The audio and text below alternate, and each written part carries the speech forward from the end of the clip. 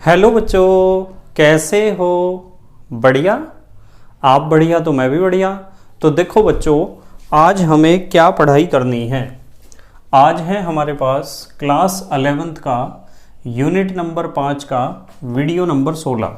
तो बेटे ये 5वीं यूनिट का 16वां वीडियो है और इससे पहले 15 वीडियो आपको प्लेलिस्ट में भी मिल जाएंगे, नीचे डिस्क्रिप्शन में भी मिल जाएंगे और कुछ समय बाद आई बटन में भी लिंक आ जाएगा जहां आप यूनिट नंबर 5 को पूरा पढ़ सकते हो, समझ सकते हो और अपने सुंदर से नोट्स बना सकते हो जो एग्ज़ाम में आपकी बहुत ज़्यादा हेल्प करेंगे। इसी के साथ साथ आपको नीचे डिस्क्रिप्शन में पीडीएफ नोट्स का लिंक भी मिल जाएगा और आप पीडीएफ नोट्स के लिए टेलीग्राम पर भी सर्च कर सकते हो KMD सहारनपुर। तो देखते हैं आज का हमारा टारगेट क्या है। आज बेटे हमें करना है द्रव्य की अवस्थाएं, जो यूनिट है हमारा यूनिट नंबर 5 द्रव्य की अवस्थाएं, उसके NCERT के अभ्यास का भाग नंबर 2। तो हमने 5वीं यूनिट अर्थात द्रव्य की अवस्थाओं वाले यूनिट के NCERT के अभ्यास प्रश्न स्टार्ट कर दिए थे और अब तक हमने कंप्लीट किए थे 10 क्वेश्चन और आज हमें स्टार्ट करना है क्वेश्चन नंबर 11 से। आपको पता है कि NCERT की जो एक्सरसाइज होती है वो कितनी इम्पॉर्टेंट होती है एग्ज़ाम के लिए भी, जो आपका होम एग्ज़ाम हो या बोर्ड का एग्ज़ाम हो, और कंपटीशन के लिए भी बहुत ज़्यादा इम्पॉर्टेंट होती है। ध्यान रखना है आपको कि NCERT की बुक के अंदर जितने भी उदाहरण हैं, जितने भी पाठ्यनीत प्रश्न हैं, जितने भी अभ्यास प्रश्न हैं, उन्हें तो आपको ज़रूर करना चाहिए। ठीक है, देखते हैं क्वेश्चन नंबर 11। 10 तक हमने क्वेश्चन कर लिए थे और अब हमारे पास है क्वेश्चन नंबर 11। एक विद्यार्थी 27 डिग्री C पर गोल पेंदे के फ्लास्क में अभिक्रिया मिश्रण डालना भूल गया। भाई एक विद्यार्थी था और उसके पास एक गोल पेंदे का फ्लास्क था और उसने 27 डिग्री C पर उसमें कोई अभिक्रिया मिश्रण डाला ही नहीं है फ्लास्क में। वो भूल गया कि मिश्रण को डाल के गर्म करना था तथा उस फ्लास्क को ज्वाला पर रख दिया। भाई बिना मिश्रण डाले ज्वाला पर रख दिया, आग पे रख दिया, फ्लेम के ऊपर रख दिया, या बर्नर कह दो या स्पिरिट लैंप कह दो, उसके ऊपर रख दिया खाली फ्लास्क को। ठीक है कुछ समय पश्चात उसे अपनी भूल का एहसास हुआ, जैसे हमें होता है अपनी भूल का एहसास। गलती तो किसी से भी हो सकती है ना। कुछ समय बाद उसे अपनी भूल का एहसास हुआ। उसने उत्तापमापी की सहायता से, उत्तापमापी कहते हैं तापमापी को, थर्मोमीटर को, उसने उत्तापमापी की सहायता से फ्लास्क का ताप 477 डिग्री C पाया। उसने देखा कि यार 27 डिग्री C था इसका नॉर्मल टेम्परेचर और अब इसका ताप हो गया है 477 डिग्री C। आप बताइए कि वायु का कितना भाग फ्लास्क से बाहर निकला। हमें बताना है कि फ्लास्क में से कितना भाग बाहर निकल गया है वायु का। ठीक है, तो इस क्वेश्चन को स्टार्ट करते हैं। तो हमारे पास जो है, ऐसा मान लो आप कि हमारे पास, यहाँ से करते हैं, माना हमारे पास जो फ्लास्क था वो मान लो 1 लीटर का था। मैंने उसका आयतन मान लिया 1 लीटर। ठीक है, और टेम्परेचर कितना था उसका, टेम्परेचर कितना था, T1 मान लें, कितना था 27 डिग्री C। और आपको पता है डिग्री C को केल्विन में बदलने के लिए इसमें 273 जोड़ना पड़ेगा। ठीक है, ये हो जाएगा 300 केल्विन। तो जब उसके पास फ्लास्क था उसका आयतन मैंने 1 लीटर मान लिया अपनी तरफ से। वैसे आप V भी मान सकते हो, 1 लीटर मान लोगे तो थोड़ा आसान हो जाएगा क्वेश्चन, क्योंकि इन्होंने पूछा है ना कि कितना भाग जब भी निकालना हो तो 1 में ही निकाला जाता है। जैसे परसेंटेज जब भी निकालनी हो तो 100 में निकाली जाती है, इसी तरह भाग निकाला जाता है 1 में। तो हमने अपनी तरफ से फ्लास्क का आयतन 1 लीटर मान लिया। अब ये यूँ कह रहे कि कितनी गैस बाहर, कितनी वायु बाहर निकली। मैं V2 लिख रहा हूँ क्वेश्चन मार्क। और अब मुझे यूँ बताओ कि उसने कहाँ तक गर्म कर दिया था, कितने टेम्परेचर तक गर्म कर दिया था। उसने फ्लास्क को गर्म कर दिया था कितने टेम्परेचर तक, 477 डिग्री C तक। तो 477 डिग्री C को केल्विन में बदलने के लिए इसमें 273 जोड़ना पड़ेगा। ठीक है, 7 और 3 10 का 0 हासिल को 1, 7 और 7 14 और 1 हासिल का 15 का 5 हासिल को 1, 4 और 2 6 और 1 हासिल का 7, यानी 750 केल्विन तक उसने फ्लास्क को गर्म कर दिया और उसके अंदर हवा ही थी, अभिक्रिया मिश्रण उसने डाला नहीं था।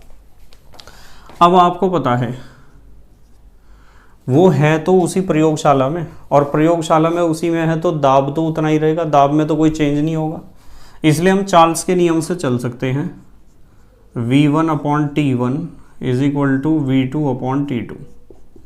ये फार्मूला आपके सबके याद है, चार्ल्स का नियम। इस फार्मूले में वैल्यू पुट करते हैं, वैल्यू पुट क्या करते हैं, V2 निकालते हैं। यदि इस फार्मूले से आप V2 निकालना चाहते हो तो V2 कैसे निकलेगा बताओ, इन दोनों की गुणा करो और अपॉन में ले जाओ T1 को, तो V1T2/T1। अब बताओ V1 की वैल्यू कितनी है, V1 की वैल्यू है 1 लीटर, T2 कितना है 750 केल्विन अपॉन T1 कितना है, T1 है 300 केल्विन, 300 केल्विन। ठीक है, केल्विन तो चाहे लिखो भी ना, आप उत्तर में लिख दिया करो मात्रक, नहीं तो फिर यहाँ बहुत बड़ा लगता है सारा डाटा लिखा हुआ। ठीक है, ये 0 से 0 गया और हमें 75 को भाग करनी है कितने से, 30 से। तो कितनी बार कटेगा ये, 2.5 बार, तो ये हो जाएगा 2.5 लीटर। तो ये उत्तर नहीं है, कभी आप सोचोगे 2.5 लीटर ही उत्तर है। ये पता क्या है कि जब आपके पास गैस का टेम्परेचर था 27 डिग्री सी, उस समय तो फ्लास्क में आ रही थी पूरी गैस या हवा 1 लीटर। जब टेम्परेचर आपने 477 केल्विन कर दिया, 477 डिग्री सी कर दिया, तो उस समय 2.5 लीटर हो गया था वो वायु। वायु का मतलब जो फ्लास्क के अंदर भरी हुई हवा थी उसका आयतन कितना हो गया था, 2.5 लीटर। ठीक है, तो अब आप कह सकते हो कि कितनी हवा बाहर निकली होगी, तो इसलिए बाहर निकली वायु का आयतन, बाहर कितनी वायु निकली होगी भाई। अब तो वायु हो गई है, ऐसे निकाल सकते हो आप V2 माइनस V1 से। अब तो 2.5 लीटर गर्म करने पे वायु का आयतन हो गया 2.5 लीटर, और पहले कितना लीटर था, 1 लीटर। V1 का वैल्यू कितना था, 1 लीटर। तो कितने लीटर बाहर निकली है, 1.5 लीटर हवा बाहर निकल गई है फ्लास्क को गर्म करने के कारण। और 1.5 लीटर हवा जब बाहर निकल गई है तो इसका भाग निकाल सकते हो कि 2.5 लीटर में से कितना भाग बाहर निकला है।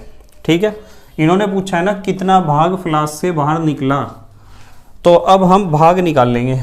इसलिए बाहर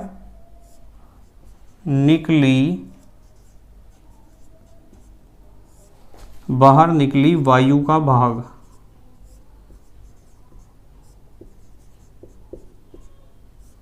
यदि आपको देखना है कि बाहर कितनी वायु निकली है तो यूँ देखो कि कितनी निकली, 1.5 लीटर निकली, और कितने में से निकली, 2.5 लीटर में से। ठीक है, दशमलव से तो दशमलव उड़ जाएगा और 5 से काट सकते हो आप इसे, डेसिमल से तो डेसिमल उड़ जाएगा।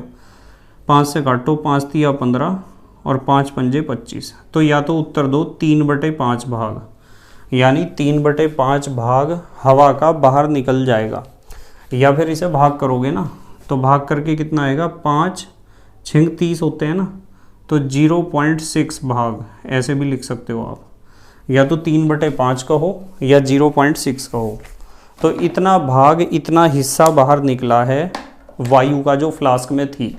जल्दी से पोज करके लिखो, फिर मैं अगला क्वेश्चन कराता हूँ। पोज करके लिखो, लिख लिया बेटे, ठीक है।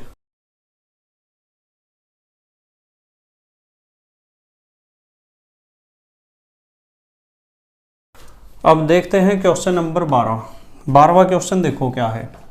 3.32 बार पर 5 डेसीमीटर क्यूब आयतन घेरने वाली 4 मोल गैस के ताप की गणना कीजिए। तो हमें गैस का क्या बताना है, ताप बताना है, 4 मोल गैस का ताप। और R का मान इन्होंने दिया है, कितना दिया है, 0.083 bar decimetre cube kelvin inverse mole inverse. ठीक है, वैसे आपको याद होगा कि R की वैल्यू 0.0821 लीटर वायुमंडल मोल इनवर्स केल्विन इनवर्स भी होती है, पर यहाँ हमने क्या लिया है, यहाँ बार लिया है, यहाँ एटमॉस्फेयर या वायुमंडल नहीं लिया है। तो ये वाली वैल्यू भी आपके याद होनी चाहिए, इसकी भी ज़रूरत पड़ती है। तो करें सॉल्व। दाब कितना दिया इन्होंने, दाब देखो कितना दिया है 3.32 बार, ये तो हो गया दाब। ठीक है, आयतन कितना दिया है, आयतन दिया है 5 डेसीमीटर क्यूब, ये लिख लिया हमने आयतन। उसके बाद कितने मोल लिए हैं गैस के, कितने मोल हैं, देखो यहाँ लिखा हुआ है 4 मोल। 4 मोल गैस है हमारे पास। और इन्होंने पूछा है कि टेम्परेचर बताओ, ताप की गणना कीजिए, टेम्परेचर हमें बताना है। आर की वैल्यू भी दी इन्होंने 0.083।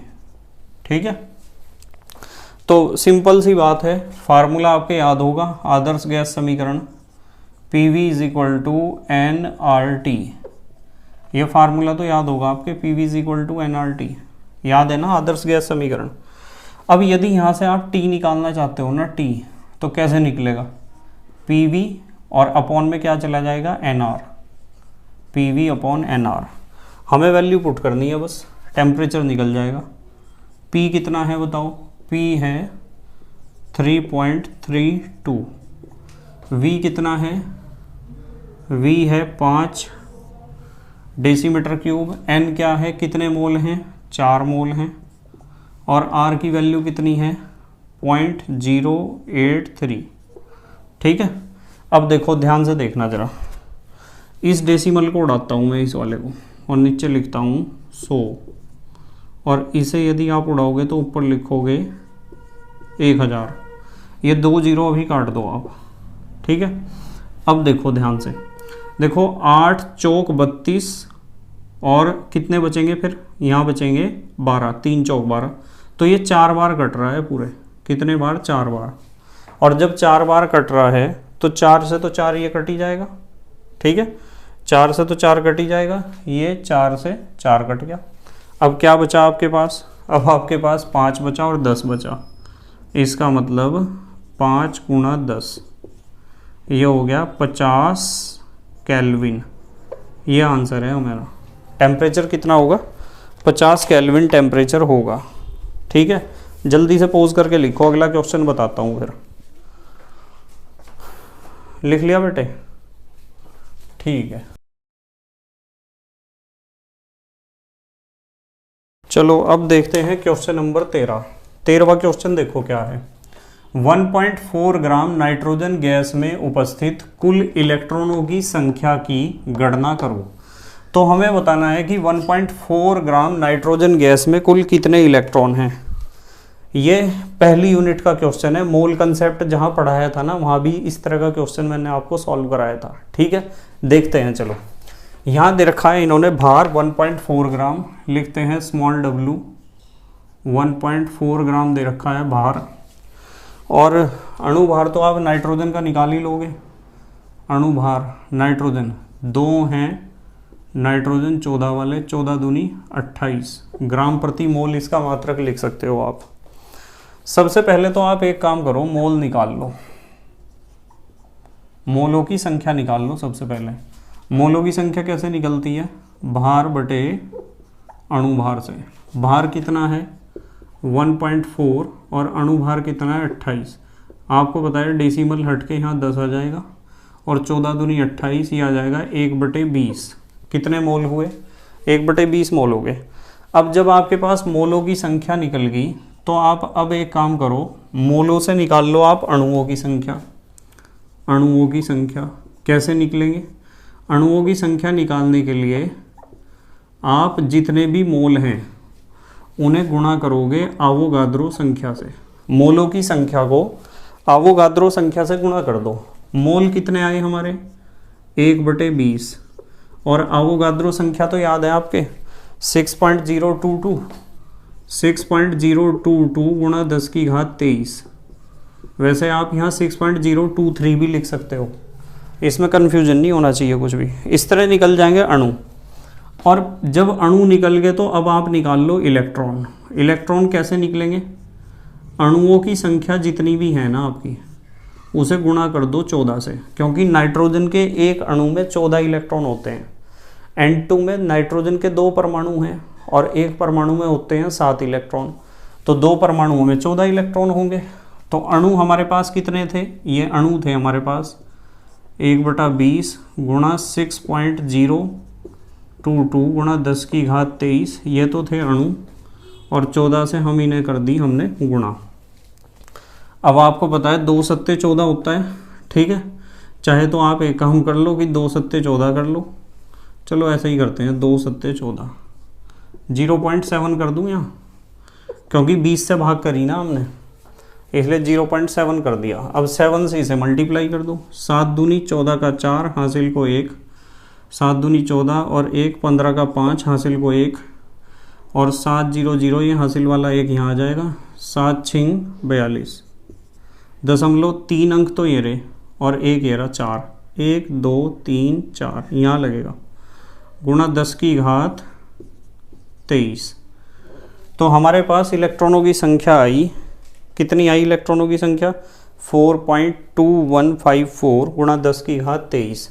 यहाँ लिख लो आप कि ये इलेक्ट्रॉन है, ये आ गया हमारा आंसर, ठीक है।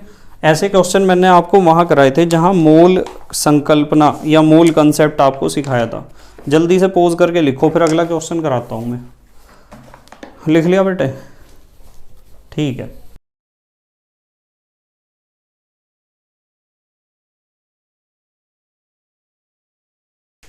देखो क्वेश्चन नंबर 14 देखते हैं क्या है।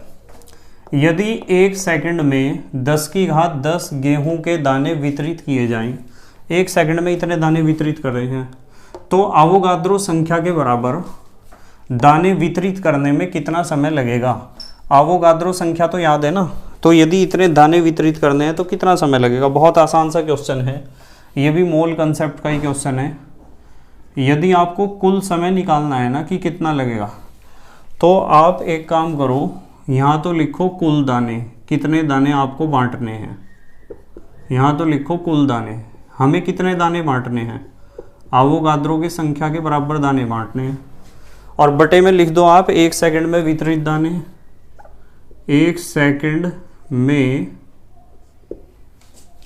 वितरित दाने, कि 1 सेकंड में हम कितने दाने बांट पाते हैं, वो अपोन में लिख दो आप।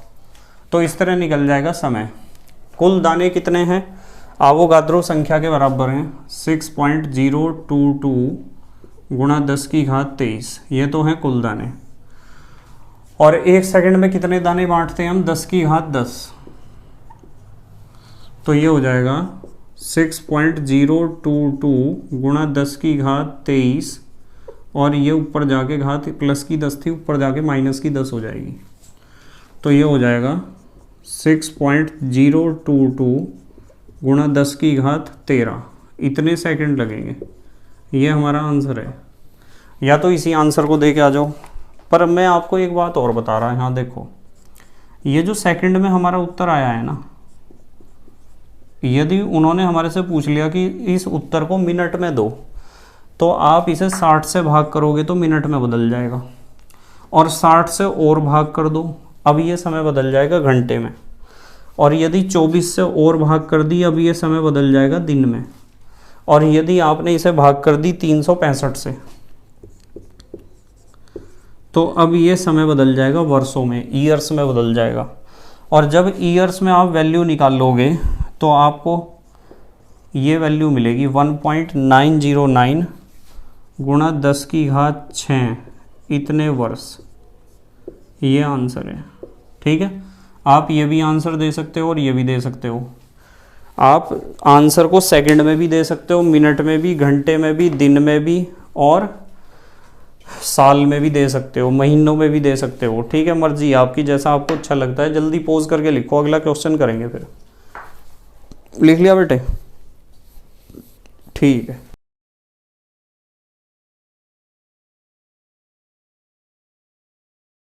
देखते हैं क्वेश्चन नंबर 15। बहुत इंपॉर्टेंट क्वेश्चन है, इस तरह के क्वेश्चन के आने के चांस बहुत ज़्यादा होते हैं, ध्यान से समझना।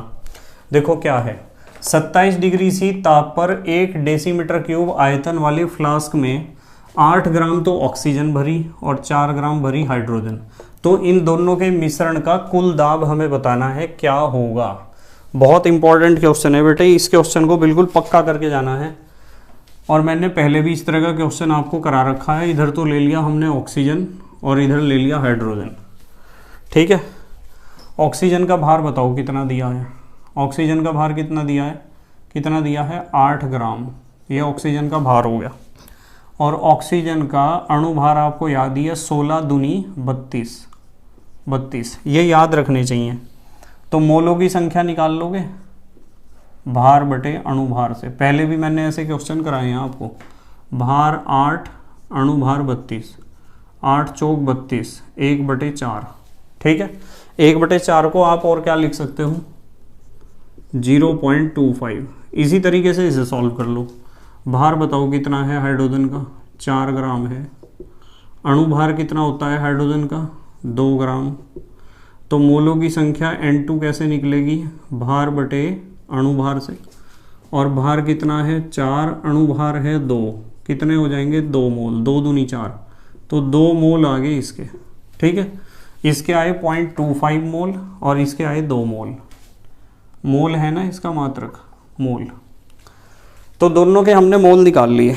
जब दोनों के मोल निकाल लिए तो कुल मोल तो निकाल सकते हो NT यानी टोटल मोल, पहली गैस के मोल प्लस दूसरी गैस के मोल। पहली गैस के मोल हैं 0.25 और दूसरी के हैं 2 मोल, यानी 2.25 मोल हो गया हमारे पास। टोटल मोल हो गए 2.25। अच्छा एक बात बताओ, टेम्परेचर कितना दे रखा है इन्होंने, टेम्परेचर 27 डिग्री सी। तो 27 273 जोड़ना पड़ेगा, इससे केल्विन में बदल जाएगा। ठीक है, आयतन कितना दे रखा है 1 डेसीमीटर क्यूब, 1 लीटर भी आप इसे कह सकते हो। कुल दाब इन्होंने हमारे से पूछा है कि कुल दाब कितना होगा। मोल हमने निकाल लिए, कुल मोल है 2.25।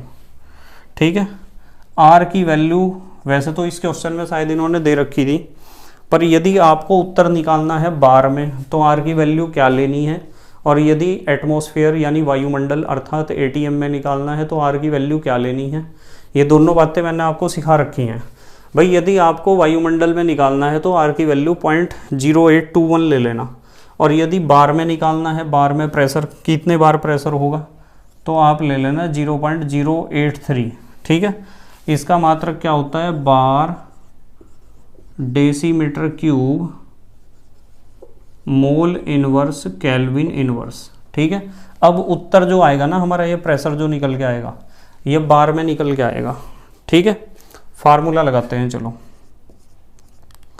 PV is equal to nRT, PV is equal to nRT। Pressure निकालना है, pressure is equal to nRT upon V। इसमें वैल्यू पुट कर दो तो ये हो जाएगा pressure is equal to N। कितने मोल हैं टोटल मोल है 2.25, ये लिख लिया 2.25। R की वैल्यू कितनी है, R की वैल्यू है 0.083।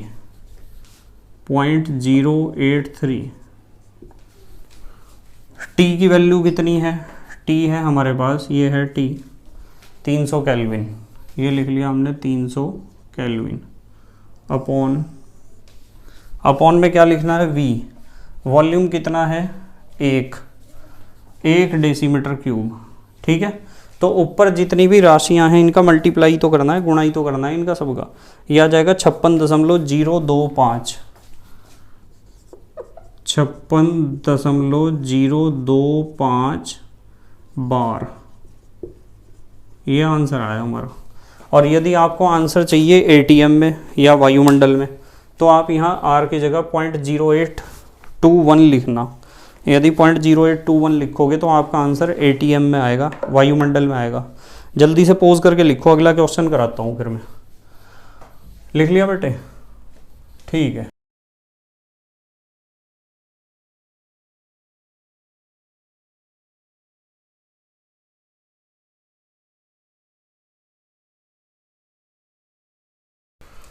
चलो अब देखते हैं क्वेश्चन नंबर 16। 16वें क्वेश्चन में कहा है गुब्बारे के भार तथा विस्थापित वायु के भार के अंतर को पेलोड कहते हैं। मतलब गुब्बारे का वजन माइनस गुब्बारे ने कितनी हवा को हटाया है उसका वजन, इन दोनों के अंतर को हम कहते हैं पेलोड। यदि 27 डिग्री सी पर 10 मीटर त्रिज्या वाले गुब्बारे में 1.66 बार पर 100 किलोग्राम हीलियम भरी जाए वैसे यहाँ थोड़ी सी मिसप्रिंटिंग हो सकती है, 100 किलोग्राम ये गुब्बारे का भार हो सकता है यहाँ भरी जाए। तो पेलोड की गणना कीजिए, हमें पेलोड बताना है। पेलोड कैसे निकलेगा, ऊपर वाली लाइन में लिखा हुआ है साफ साफ। वायु का घनत्व दे रखा है 1.2 किलोग्राम प्रति मीटर क्यूब। आर का वैल्यू दे रखा है इन्होंने बार में 0.083। मात्रक आपको पता है bar decimetre cube mole inverse kelvin inverse, ये होगा यहाँ आर का मात्रक। ठीक है, क्वेश्चन को थोड़ा ध्यान से देखना।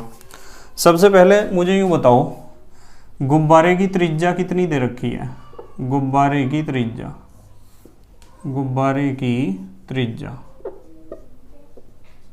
की त्रिज्या को आर से लिख लूँ मैं। कितने मीटर दे रखी है? 10 मीटर।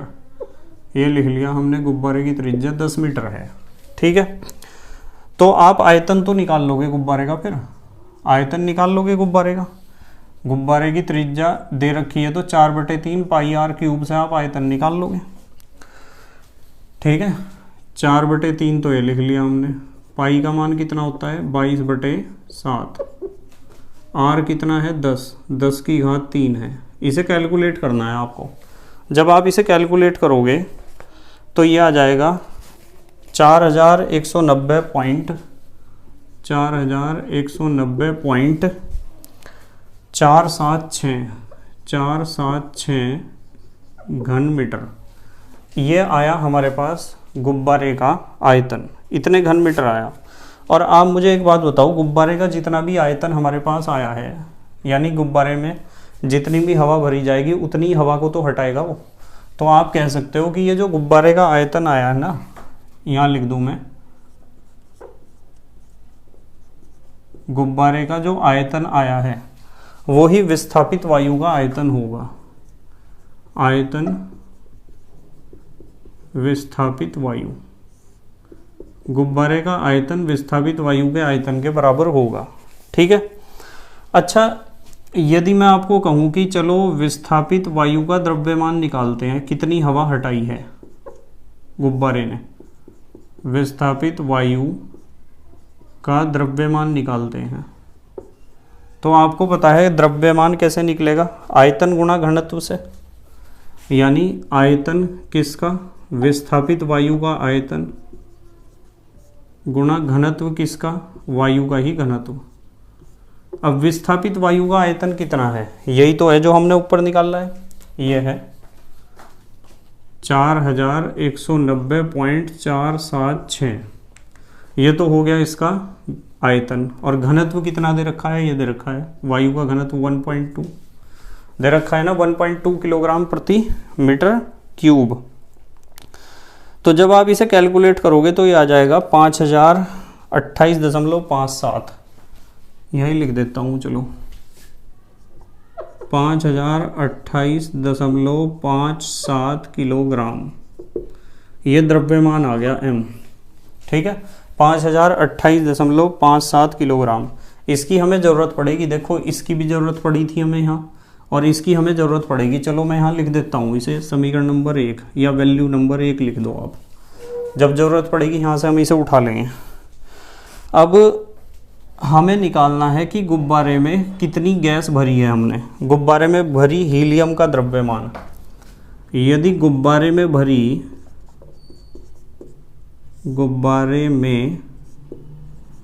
भरी हीलियम गैस का द्रव्यमान आप निकालना चाहते हो m हीलियम, तो आपको आदर्श गैस समीकरण की हेल्प लेनी पड़ेगी। और ये फार्मूला मैंने आपको सिखा रखा है PVM/RT। PVM/RT, इस फार्मूले का यूज़ कर सकते हो आप, PVM/RT का। ठीक है, इसमें वैल्यू पुट कर दो आप, ये द्रव्यमान निकल जाएगा हीलियम का। P कितना है? P कितना है?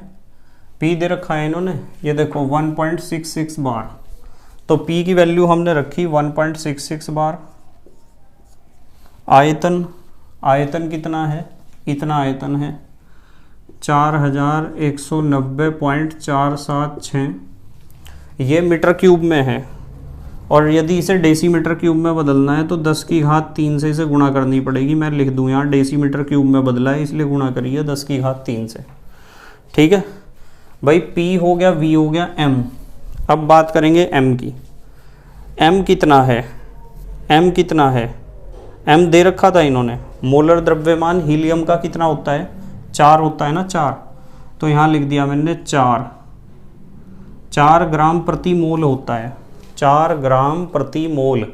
पर हमारे पास जो डाटा है वो किस में है, किलोग्राम में है। तो यदि आपको ग्राम को किलोग्राम में बदलना है तो 1000 से भाग करनी पड़ेगी इसे। लो, 1000 से भाग करने के लिए मैंने 10 की घात -3 से गुणा कर दी। इसे हमने बदल दिया, ग्राम प्रति मोल को बदल दिया हमने किलोग्राम प्रति मोल में। ठीक है, तो PVM तो ये हो गया अपॉन RT। R की वैल्यू तो है ही हमारे पास 083। ठीक है, वो दे रखा उन्होंने, देखो ब्रैकेट में। और क्या चाहिए हमें, T टेम्परेचर कितना था, 27 डिग्री C था ना। तो 27 में 273 जोड़ोगे तो कितना हो जाएगा, 300 केल्विन हो जाएगा, इसलिए 300 केल्विन लिखा है।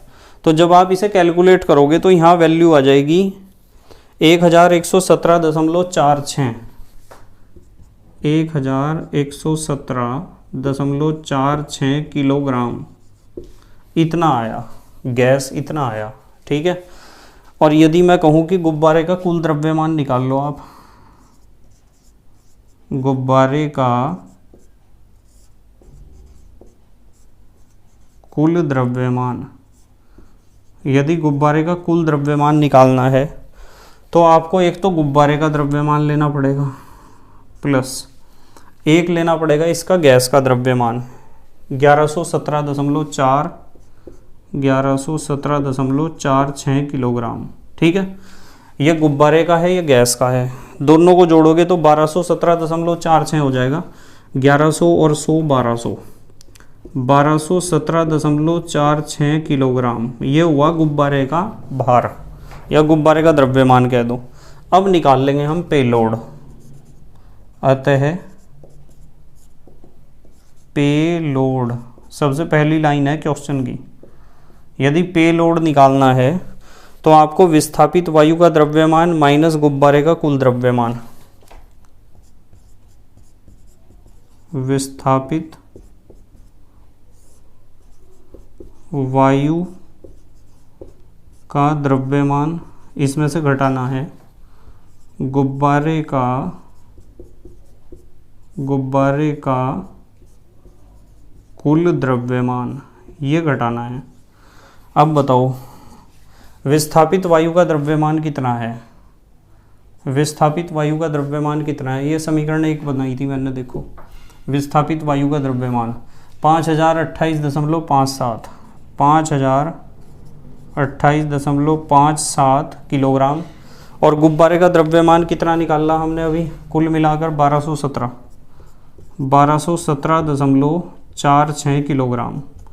जब आप घटाओगे तो ये आ जाएगा 3811.11 3811.11 किलोग्राम।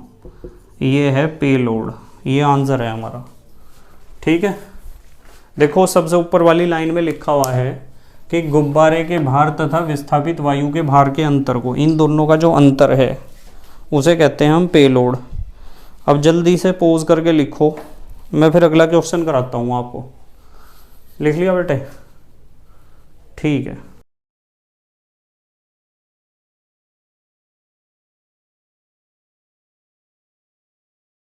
चलो अब देखते हैं क्वेश्चन नंबर 17वां क्वेश्चन देखते हैं। 31.1 डिग्री C तथा 1 बार दाब पर 8.8 ग्राम CO2 द्वारा घेरे गए आयतन की गणना कीजिए। R की वैल्यू इन्होंने दी है हमें गैस कांस्टेंट की, और हमें आयतन बताना है। बहुत सिंपल सा क्वेश्चन है, एकदम सॉल्व हो जाएगा। टेम्परेचर बताओ कितना दे रखा है, 31.1, इसमें आप 273 जोड़ोगे। ठीक है, कितना हो जाएगा 304.1 केल्विन। ये तो हो गया हमारा टेम्परेचर। उसके बाद दाब कितना दिया है, कितना दिया है दाब, देखो 1 बार, ये दिया है दाब। उसके बाद भार कितना दिया है, देखो कितना दिया है भार, 8.8 ग्राम।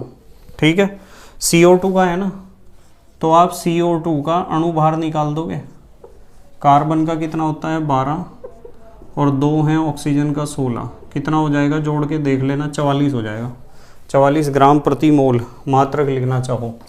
आयतन की गणना करनी है तो लिख दिया V बराबर क्वेश्चन मार्क। R की वैल्यू इन्होंने दी है, ठीक है। फार्मूला लगाओ PV = nRT, चूंकि PV = nRT, ये लगा दिया फार्मूला। मोलों की संख्या को आप भार बटे अणुभार लिख सकते हो, भार बटे अणुभार RT। क्या निकालना है हमें, निकालना क्या है V को रोक लो, WRT/MP, इसमें वैल्यू पुट करनी है, सारी चीज़ हैं आपके पास। WRT/MP, बताओ W कितना है, W है 8.8 ग्राम, 8.8 ग्राम। R तो पता ही है आपको, R की वैल्यू दे रखी थी ना, ये रही। T टेम्परेचर कितना है 304.1, 304.1 केल्विन अपॉन M कितना है, M हमने कार्बन डाइऑक्साइड का निकाला, मोलर द्रव्यमान कह दो या अणुभार कह दो 44, और P प्रेशर कितना है 1 बार। बताओ कर लोगे, आसान है बहुत कैलकुलेशन। डेसिमल हटाओ, 44 दूनी 88, मुझे उम्मीद है बड़ी आसानी से कैलकुलेट कर लोगे। 5.048 आ जाएगा, 5.048 लीटर कह दो, या फिर 5.048 डेसीमीटर क्यूब कह दो, दोनों एक ही बात है। ये आंसर आ गया। ठीक है बेटे, अब जल्दी से पोज करके लिखो, अगला क्वेश्चन कराता हूँ फिर। पोज करके जल्दी से लिख लो, लिख लिया बेटे? ठीक है।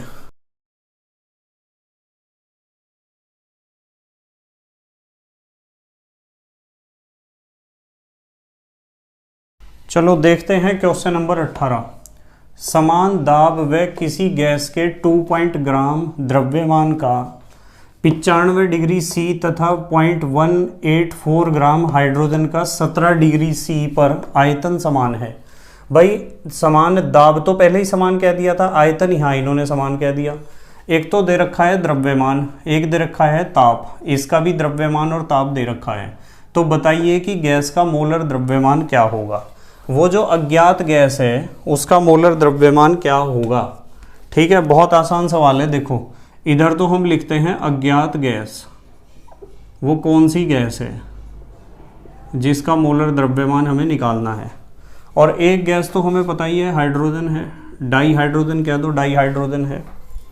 इसका भार दे रखा है इन्होंने, अज्ञात गैस का भार कितना दे रखा है 2.9 ग्राम, ये दे रखा है भार। और टेम्परेचर कितना दे रखा है, इसका कितना दे रखा है 95 डिग्री C, तो 95 प्लस 273 कितना हो जाएगा 368 केल्विन हो जाएगा। ठीक है। M1 मोलर द्रव्यमान हमें इसका बताना है कितना होगा। दाब P1 को मैंने P मान लिया क्योंकि समान दाब है, और आयतन V1 को मैंने V मान लिया क्योंकि आयतन भी समान ये कह रहे हैं। अब आ जाओ हाइड्रोजन पे। हाइड्रोजन का भार बताओ कितना लिया है। हाइड्रोजन का भार W2 कितना लिया है 0.184 ग्राम, ये तो हो गया भार। टेम्परेचर T2 लिख दे, टेम्परेचर कितना है 17 डिग्री C, तो 17 डिग्री C टेम्परेचर है, 17 प्लस 273 कितना हो जाएगा 290 केल्विन, ये हो गया टेम्परेचर। ठीक है। अणुभार तो पता है हाइड्रोजन का 2 एकम 2, ये हो गया अणुभार। और P2 को P मान लो और V2 को मान लो V, क्योंकि देखो यहाँ तो दाब समान है, समान दाब और आयतन भी समान। इसलिए हमने दोनों के दाब और आयतन बराबर लिए हैं। अब मुझे एक बात बताओ, PV is equal to W/m/RT, ये फार्मूला पढ़ा है ना आपने, PV is equal to W/m/RT, ठीक है। और P और V दोनों क्या हैं, ये दोनों कांस्टेंट हैं, देखो है ना स्थिर, इसलिए जब ये दोनों स्थिर हैं, ये दोनों कांस्टेंट है, लिख देता हूँ चलो, ये हैं समान, समान लिखता हूँ चलो, समान, ये समान है, समान है। इसका मतलब ये है कि WRT/m, इसलिए WRT/m की जो वैल्यू होगी ना वो नियत होगी, नियत या नियतांक कह दो कि कांस्टेंट होगी।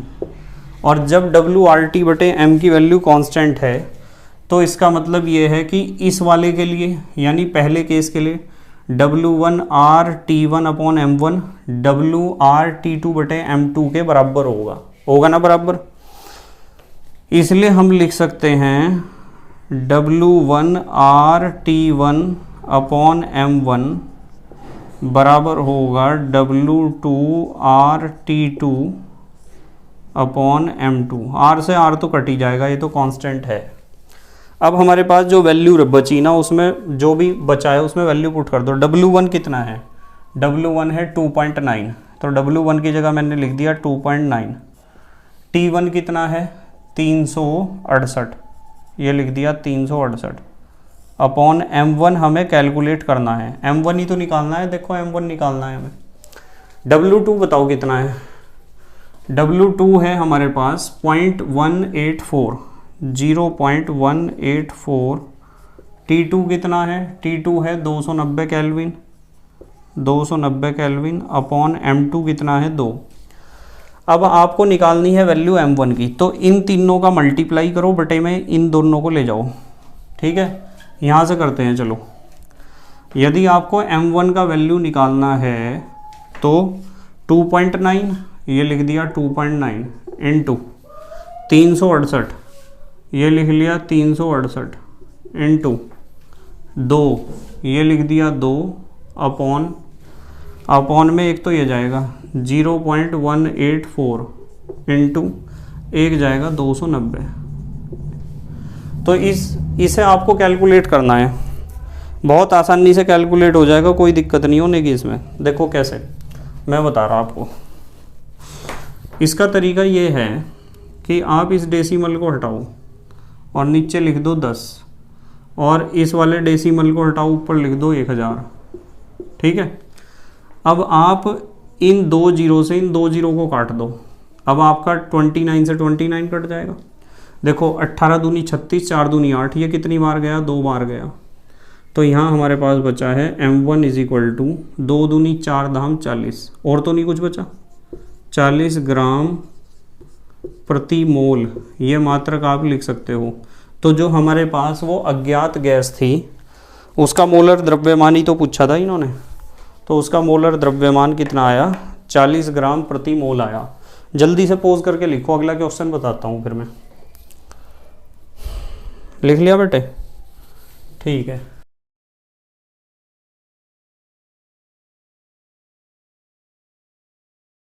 देखो बेटे अगला क्वेश्चन देखते हैं, क्वेश्चन नंबर 19।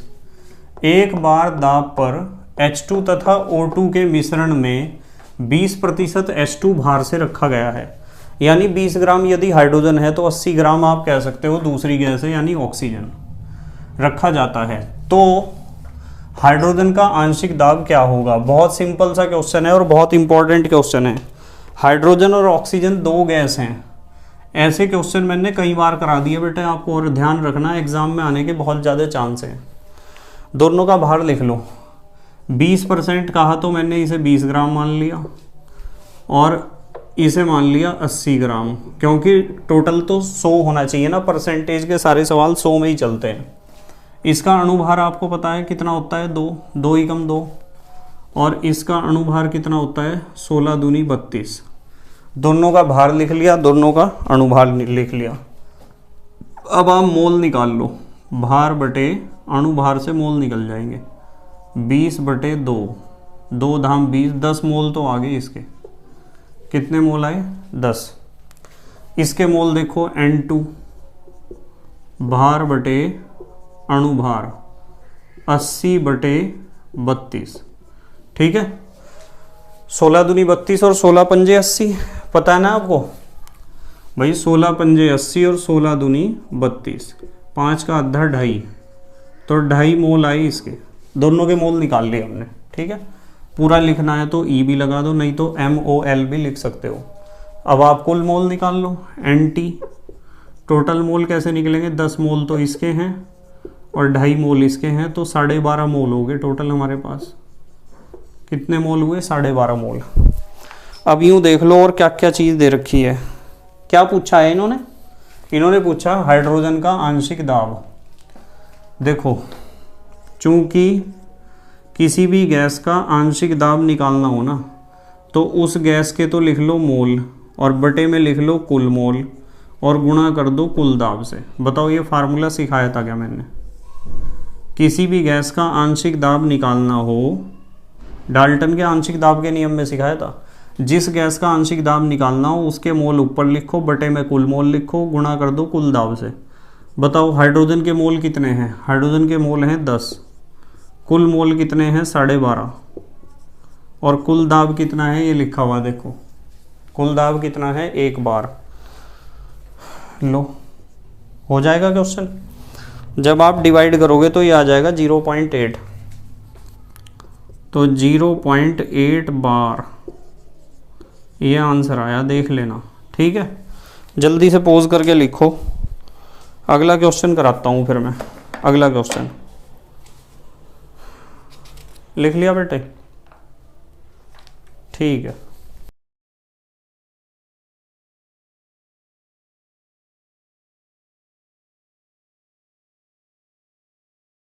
देखो बेटे क्वेश्चन नंबर 20 देखते हैं। PV²T² N राशि के लिए SI इकाई क्या होगी? तो इसके लिए हमें बताना है कि SI मात्रक क्या होगा। बिल्कुल बता देंगे भाई। प्रेशर का SI मात्रक होता है न्यूटन प्रति मीटर स्क्वायर। न्यूटन प्रति मीटर स्क्वायर, मीटर की घात -2 लिख सकते हो। ये तो हो गया P का। अब बात करेंगे आयतन। आयतन का मात्रक होता है मीटर क्यूब, और आयतन का स्क्वायर भी हो रहा है, तो ये कर दिया स्क्वायर। और फिर आया टेम्परेचर। टेम्परेचर का मात्रक क्या होता है? केल्विन, तो केल्विन का स्क्वायर हो गया। अपॉन लिखना चाहो तो लिख दो, चलो लिखते हैं अपॉन। ये क्या है? मोलों की संख्या। मोलों की संख्या को तो आप मोल से ही लिखोगे, ये लिख दिया हमने मोल। ठीक है, इसे थोड़ा सा सही करके लिखेंगे। सही करके कैसे लिखेंगे? क्योंकि यहाँ चलो न्यूटन भी 1 बार आ रहा है, केल्विन भी, मोल भी, पर ये मीटर तो 2 बार आ रहे हैं ना। 3 दूनी 6, मीटर की घात प्लस की तो 6 है, माइनस की है 2, तो प्लस की कितनी बचेगी? 4 बचेगी ना। तो न्यूटन मीटर की घात 4 लिखनी है हमें। देखो, प्लस की 6, 3 दूनी 6 और माइनस की 2, और ये हो गया आपका केल्विन स्क्वायर मोल। ये उत्तर दे सकते हो आप। ठीक है, चलो अगला क्वेश्चन देखते हैं। अब क्वेश्चन नंबर क्या है? 21। 21वें क्वेश्चन को देखो क्या कहा। 21वें क्वेश्चन में कहा है चार्ल्स के नियम के आधार पर समझाइए कि न्यूनतम संभव ताप -273 डिग्री सी होता है। यानी -273 डिग्री सी से नीचे का टेम्परेचर होना पॉसिबल नहीं है चार्ल्स के नियम के अनुसार। देखो, अभी सिद्ध कर रहे हैं हम। यदि आप चार्ल्स के अनुसार चलोगे,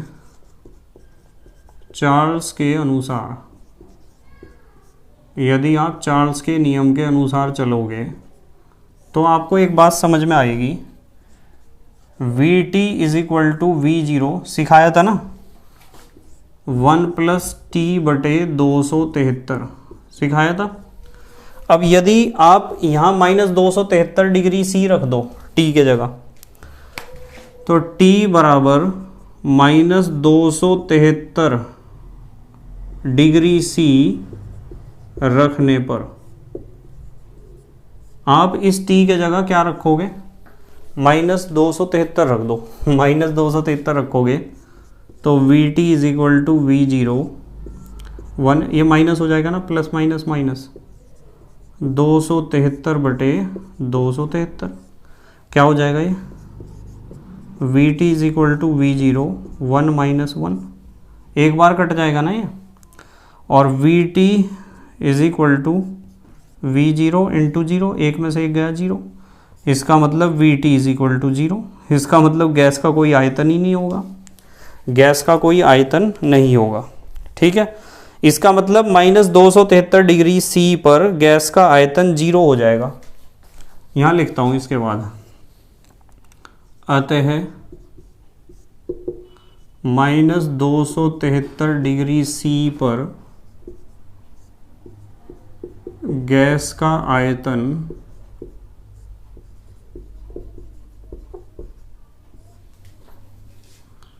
जीरो हो जाता है। गैस का आयतन कितना हो जाता है? जीरो। अब यदि मैं कहूँ कि यार -273 से भी नीचे चले गए आप टेम्परेचर में, यदि लिख देता हूँ चलो इस बात को, अतः -273 डिग्री सी से कम ताप पर यदि आप उससे भी लो टेम्परेचर में चले गए तो क्या होगा? तो गैस का आयतन ऋणात्मक होगा। फिर जब जीरो यही हो गया फिर तो माइनस में होगा, और आयतन कभी माइनस में हो सकता है? नहीं, तो हो नहीं सकता। गैस का आयतन माइनस में होने का तो कोई औचित्य ही नहीं है। अतः -273 डिग्री सी से कम ताप पर गैस का आयतन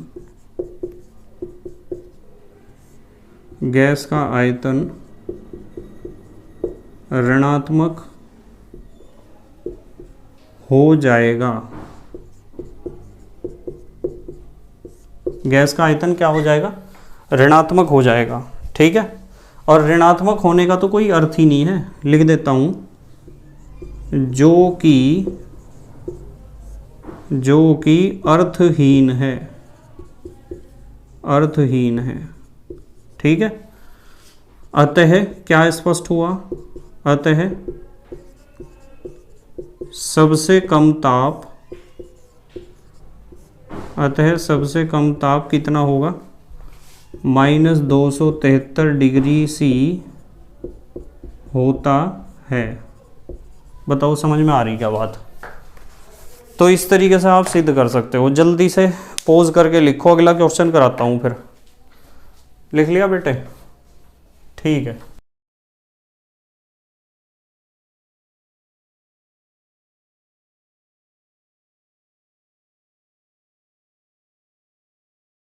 चलो देखते हैं क्वेश्चन नंबर 22। 22वें क्वेश्चन में कहा है CO2 व CH4 के क्रांतिक ताप क्रम से 31.1 डिग्री सी तथा -81.9 डिग्री सी हैं। इनमें से किसमें प्रबल अंतर आणविक बल हैं तथा क्यों? देखो, मैंने इस चीज़ को आपको पहले भी कई बार समझा रखा है और आज भी मैं समझाता हूँ कि जिस गैस के अणुओं के बीच ज़्यादा आकर्षण बल होता है ना, वो गैस द्रवित होने की ज़्यादा प्रवृत्ति रखती है, यानी लिक्विड में कन्वर्ट होने की ज़्यादा टेंडेंसी रखती है, और उसका क्रांतिक ताप भी ज़्यादा ही होता है। अंतर आणविक बल और क्रांतिक ताप ये दोनों एक दूसरे के अनुक्रमानुपाती होते हैं। ध्यान रखना इस चीज़ को, दोनों एक दूसरे के क्या होते हैं? अनुक्रमानुपाती। ठीक है, तो मैं यहाँ लिख सकता हूँ, चूंकि अंतर आणविक बल अनुक्रमानुपाती होता है क्रांतिक ताप के। अब यूं देख लो कि दोनों में से किसका क्रांतिक ताप ज़्यादा है। भाई, कार्बन डाइऑक्साइड का तो है 31.1 डिग्री सी और मीथेन गैस का है माइनस में, तो ज़्यादा क्रांतिक ताप तो CO2 का है, और CO2 का क्रांतिक ताप ज़्यादा है। भाई, CO2 का क्रांतिक ताप ज़्यादा है, इसका मतलब उसमें अंतर आणविक बल या अंतर आणविक आकर्षण भी क्या होगा? ज़्यादा होगा, और वही गैस ज़्यादा आसानी से लिक्विड में कन्वर्ट हो जाएगी। ठीक है, तो आप यहाँ लिखोगे, चूँकि CO2 का क्रांतिक ताप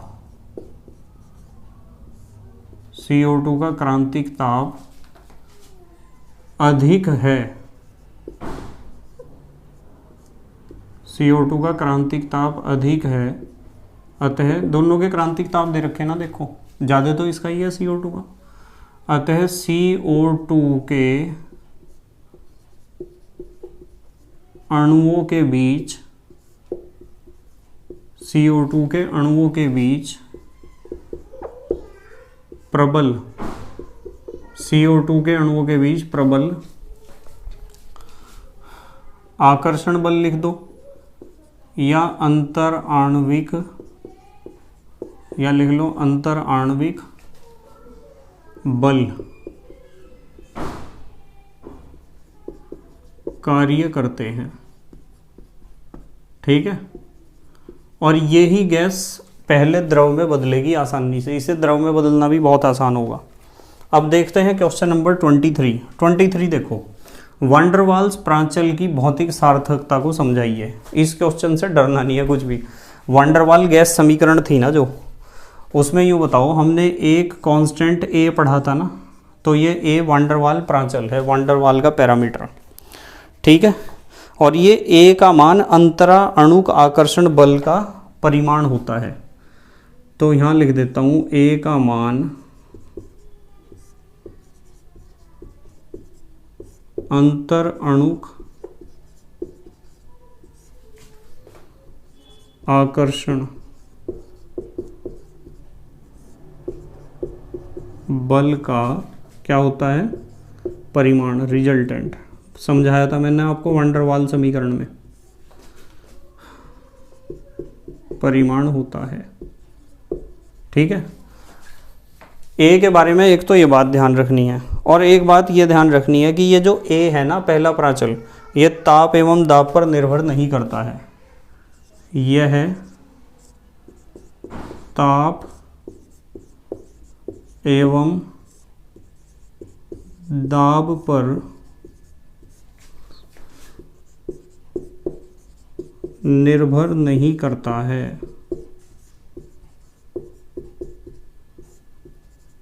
ठीक है, ए के बारे में तो इतनी बात लिख सकते हो आप। अब बात आई बी की। ठीक है, बी के बारे में बताया था मैंने। बी की क्या खासियत है, गैस के अणुओं का प्रभावी आयतन। बी गैस के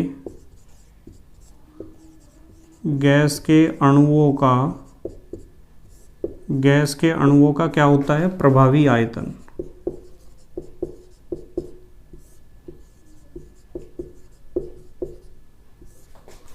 प्रभावी आयतन होता है। ठीक है, ए और बी दोनों के बारे में मैंने आपको बता रखा था।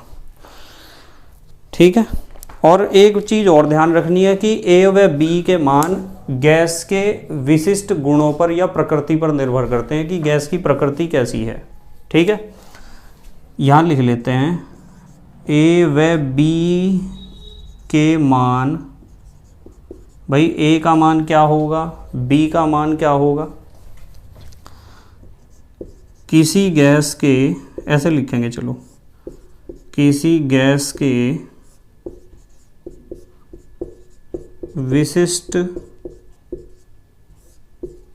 गुण होते हैं, किसी गैस के विशिष्ट गुण होते हैं। ठीक है बेटे, अब जल्दी से पोज करके लिखो, आप जल्दी से पोज करके लिखो। लिख लिया बेटे? ठीक है, तो बेटे मुझे उम्मीद है कि आपके ये क्वेश्चन समझ में आए होंगे एनसीईआरटी के 5वें यूनिट के। एनसीईआरटी में इतने ही एक्सरसाइज में क्वेश्चन दे रखे हैं, हमारा यहाँ 5वां यूनिट कंप्लीट हो चुका है।